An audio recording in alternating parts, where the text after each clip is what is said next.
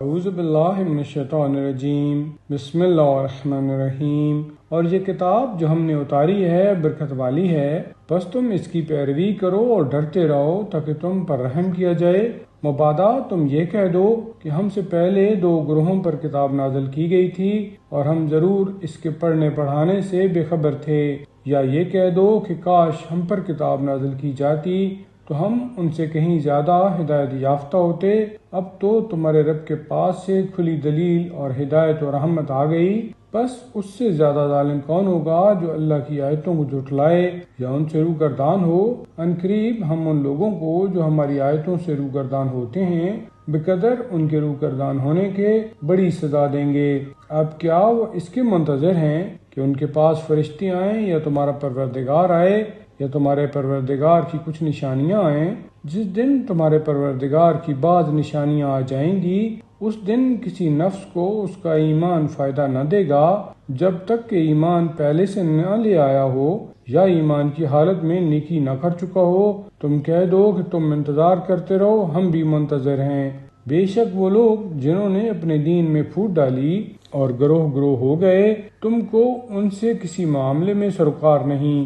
ان کا فیصلہ خدا کے ہاتھ ہے، پھر وہ ان کو ان کی کرتوت سے آگاہ کر دے گا۔ جو ایک نیکی لائے گا تو اس کے لیے اس کو 10 گناہ ہیں، اور جو ایک بدی لائے گا اس کو سزا صرف اسی کی مقدار کے موافق دی جائے گی اور ان پر زیادتی نہ کی جائے گی۔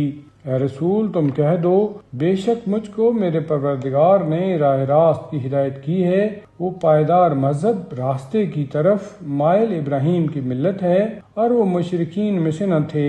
تم کہہ دو کہ میری نماز اور میری عبادت اور میرا مرنا سب عالموں کے پالنے والے خدا کے واسطے ہے، جس کا کوئی شریک نہیں، اور اسی کو مجھ کو حکم دیا گیا ہے اور میں سب سے پہلا اطاعت کرنے والا ہوں۔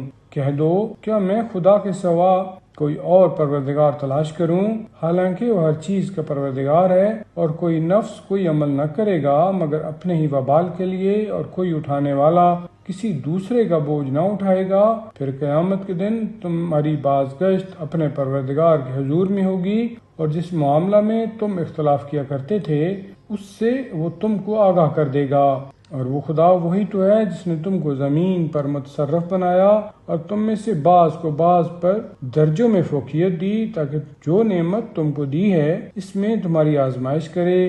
بے شک تمہارا پروردگار جلد عذاب دینے والا ہے، اور بے شک وہ بڑا بخشنے والا اور رحم والا ہے۔